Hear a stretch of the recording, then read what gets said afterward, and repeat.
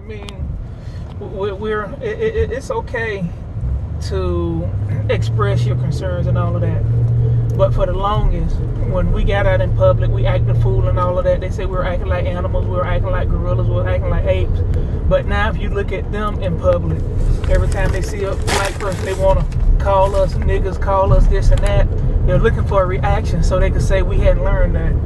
Let them act the fool in public, and we start calling them the apes. We start calling them the baboons. We start calling them what they really are, the creatures that they were, the thieves that they were, and we change the status quo. We ain't got to have a reaction every time they have an action. That's what they want from us. They think we're gonna react. They think we're gonna be barbaric. No, we start hitting them the way they used to hit us. We go to the polls, we vote, we get our people in office, we get our people in judicial positions, we get our people on the bench, we get our people in the sheriff's office, we get our people to do legislation. And then when they go to the court systems now, where they thought they had it made, where they thought justice was so blind, we'll show them how blind justice is, because now we have our people, we have our judges, we have our lawyers, the public defender is us. The district attorney is us. And when we start doing that, we can show them exactly how it feels. We always say it ain't no fun when the rabbit got the gun, but how we gonna get the gun when we're always trying to stand up and have a war with them? And ain't about that now. The war we need to have is the wars we need to have with them now is on voting day. We need to show up and show out on voting day.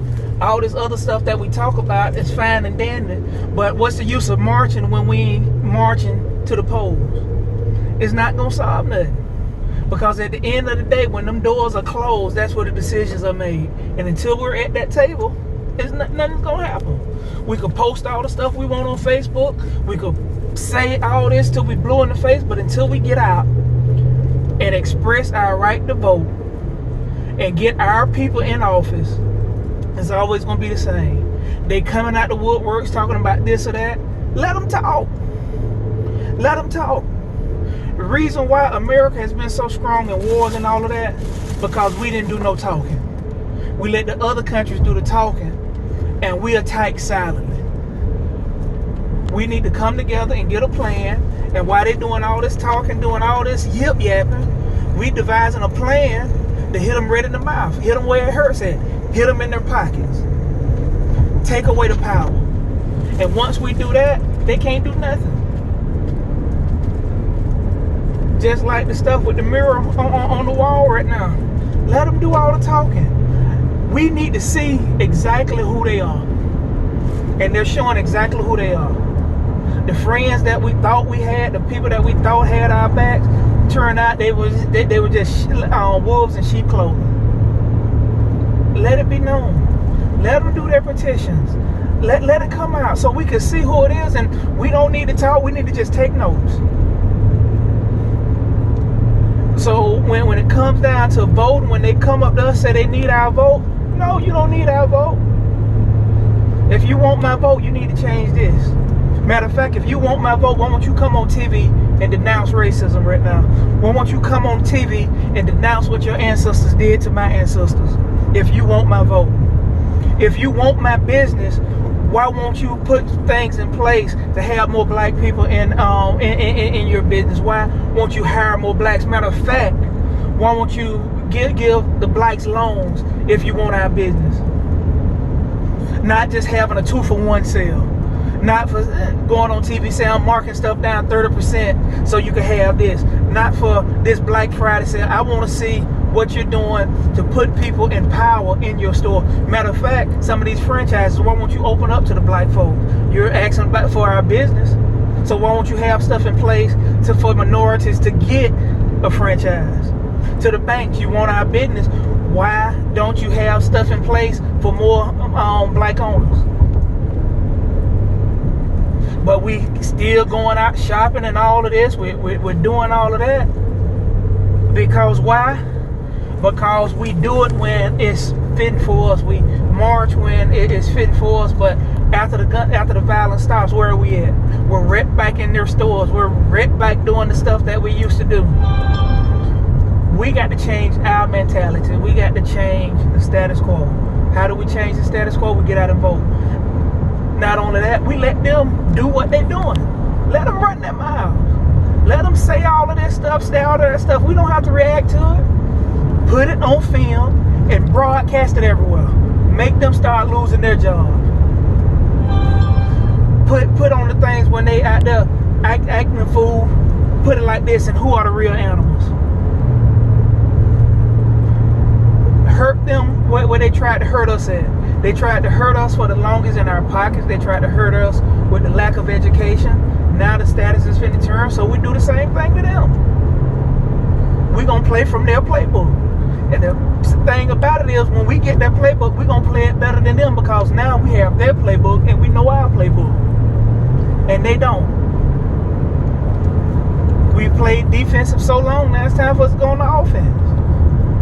We know what we need to do, but the problem is we don't do it because I'm too worried about what you have instead of us bringing our resources together and take what they got. Because that's what they did for us for the longest. Haven't they came together behind closed doors and said we're going to do everything we can to keep that black man down, to keep that black woman down? Matter of fact, what we'll do, and what they do now is, they'll get together and talk to this black person and say, hey, if you run for office, we'll vote for you. You need to run against them. And now you got two black folks running, and what you don't realize is they just got that string over your head, you being the puppet, and they finna sneak somebody in the back door, this white person in the back door, because the black votes are split. And we too dumb to realize that's what they're doing, because all we see is power. And we've just hurt our community, we just hurt our people, and not realizing there's power in numbers, and that's how they did this country for the longest. They've had the numbers. They came together. They might not like each other, but they couldn't stand us more. So they came together to keep us down. When are we going to come together to keep them down? We too busy fighting amongst each other. We too busy fighting on Facebook and Instagram and social media instead of saying, hey, my brother, let me DM. Hey, I just DM you. I like your views. Let's come together and do so. It ain't about, okay, yeah, we may have different views on stuff, but we have one common thing. We got to come up as the people. And until we realize that the person that's the same color as me is not the enemy, but the person that's trying to go through the struggle with me, to trying to come up with me, we always going to be in the same situation. We got churches going against each other. Yeah, you got people that don't believe in Christ saying stuff, then you got people trying to defend Christ and all of that. Yes, that's fine and dandy, but we need to come together. We can fight about that later. We need to come together because there's another enemy out there. Me and you are not the enemy. Let's just agree to disagree, but let's get black folks where they need to be. Let's uplift each other. And until we do that, after all of this is over with, we still gonna be back to where we are, because somebody somewhere is gonna come up with something behind closed doors. These white folks gonna say, let them think they won. Let them think they got what they want, because we still got the presidency, we still got the Senate, we still got the judicial system. So let them think they got what they want, and we're still making all the rules. And we go on about our way thinking we won some and won't vote.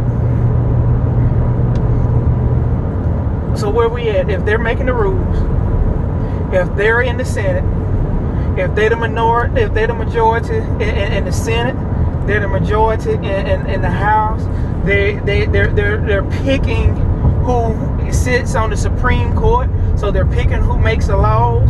Then not only that, the public defenders, the district attorneys are from them because they're getting out the vote. What rules are we making? Until we get our people in them positions, we're always going to have this problem. So we could talk, but sooner or later it's time for action. What action? And really, when you look at it, if you want to talk about action, the actions that we're taking now, the people that's getting out protesting, that's action. People that's speaking up, that's action. But we can't stop with the protests. We can't stop with the speaking out. We got to continue through election day. Then after this election over, we got to continue to protest. We got to continue to marches. We got to continue to speak out until we see a change. Until we see the demographic, until we see the economy, until we see our communities, until we see the change. Because what white America is scared about, they're scared that one day they're going to wake up and they're going to be the ones living in the slums. They're going to be the ones that is the minority. And they're going to be the ones that their kids are more uneducated because all the money is going to the black schools, all the money is going to the black communities. And they can't have that. When they look at the Harvards, when they look at the Yales, when they look at the Penns, when they look at the Penn States, when they look at all of these predominant white higher educational schools, when the top 10 is black, they're going to have a problem. When the Yale and Harvard Law School is graduating more blacks than whites, they're going to have a problem, and that's what they're scared of. So what do? They try to find ways systematically to keep us down. How do you keep us down? You do a Housewives of LA, do a Real Things of Atlanta, so these young girls out here could think it is more profitable to act a fool and shake their ass shake their butts on TV and get money. And then when it look at, they can't get a job because they all tatted up and all of that. And the person that's finna try to get them a job is the white person that's gonna keep them down because they realize they've won. How can we do that when they telling these brothers out there that your own color is your enemy? He's getting on your turf, so has the gun right here. Matter of fact, if you just sell this dope for me, I'll make sure that we don't arrest you, and I'll keep you informed on other stuff, but you got to take out this person and that person. That ain't no way to it. They're systematically keeping you down, and we're not realizing that because all we want to see is more money. But if we start investing in the stock market, we start learning the stock market, we get people of our interest, we get them on Wall Street, we start figuring out what stocks to buy, what bonds to buy, and start investing in our own people, you're going to see more racism. You're going to see more people of other colors and other nationalities stepping out and speaking out because they're scared. How have we acted when we hadn't had nothing? How have we acted when our backs were up against the wall? How have we acted when we felt like we were threatened? We came out fighting. So we can't expect them not to do the same thing. And truthfully, I'm glad they're not seeing the same thing we're seeing. Because we need to see who the enemy is. For the longest, we thought everything was kosher. We just swept racism up under the rug. But no, now we're seeing all of that. And now we need to take account of who these people are. Get a notebook. Betty Sue said this. So-and-so said this. So now when somebody in their circle tries to run for office, no, because you're associated with that person. You know how they do us? If we're associated with a group of thugs, if we just happen to be walking in the crowd, all of us supposed to be thugs. So we're going to start doing them the same way? No, you was associated with somebody that called us niggas and called us coons, called us alligators, apes, coons, and possums. So we're not voting for you. Matter of fact, I'm not even doing business in your store. Matter of fact, we're going to stand outside your store with picket signs because that's our God-given right. That's our right, the freedom of protest. And we're going to let everybody know what you stand for. But we don't. We do it when we think it's beneficial to us. And until we get out of that, 6 months from now, 7 months from now, we're gonna be back to our normal ways. And the sad part about it is, on election day, they gonna win. Because we got too many people out there right now still thinking we don't need to vote. We got people right now, and I know what somebody gonna say. Well, I don't like neither president. I don't like neither candidate. That's fine. If you hungry, if you starving, and you don't like McDonald's or Burger King, you gonna pick the lesser of the two evils because you hungry. Black folks in America is hungry, and we need help. We need food. We need people to vote. And I'm not saying you, and don't get me wrong. If you want to vote for Trump because you like his views, because you think he's going to help the economy, because you think he's God's gift to earth, then you vote for Trump. I can't get mad because you voted. That's your God-given right. But just to sit there and not vote as a black person because my ancestors died for us to vote, and you just saying you don't want to, yes, that's your God-given right. But you sat there and talked all of this stuff. Why not exercise your right to vote? Because we weren't able to vote for so long. So I exercise my right to vote. Because we quick to say, especially on Facebook, when somebody is on our status or on something that we don't like, this is my post. If you don't like it, you can leave. Because that's your God-given right to post that. Our ancestors fought for us to vote. Exercise your right. No matter who you vote for, exercise your right and make an educated guess, because what they're doing, they're counting on us not to vote. Then the ones that are voting, they're trying to manipulate us to vote the way they want us to vote, because they don't think we're educated enough to look at the candidates. They don't think we're educated enough to figure out who is right for us. They don't think we're educated enough to do the research. They're just a bunch of dumb niggas that's always been there. So if we do a commercial and say this or that, they gonna believe it. Well, you know why? Because they don't have the time or the mind frame or the capacity to get out and do the research. So all we got to do is say this or that, and they ain't gonna vote. They just won. We got to wake up. We got to stop fussing with one another, stop bickering with one another, and come together.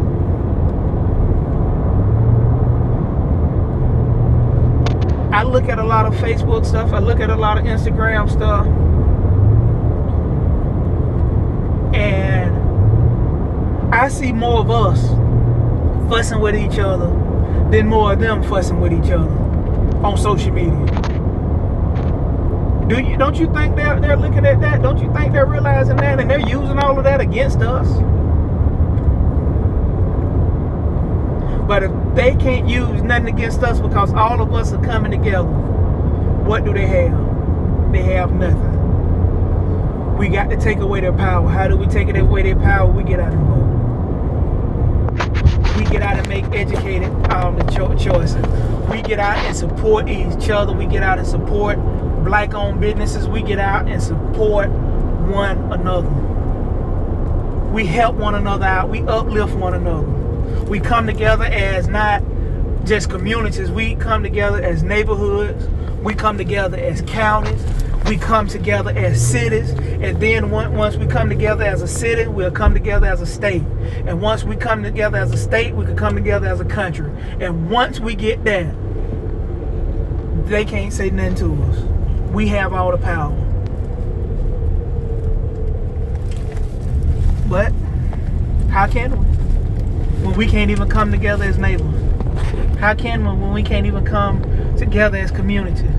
Matter of fact, how can we when we can't agree to have one candidate run in the best interest of us? Just look at a lot of the candidates that run in these places. You got 4 or 5 black candidates running and one white. look at it. 4 or 5 black candidates and 1 white. What's gonna happen with the black vote? They're gonna split all up, and that white person gonna walk in. Why? Because they count on us not to come together. We got to come together.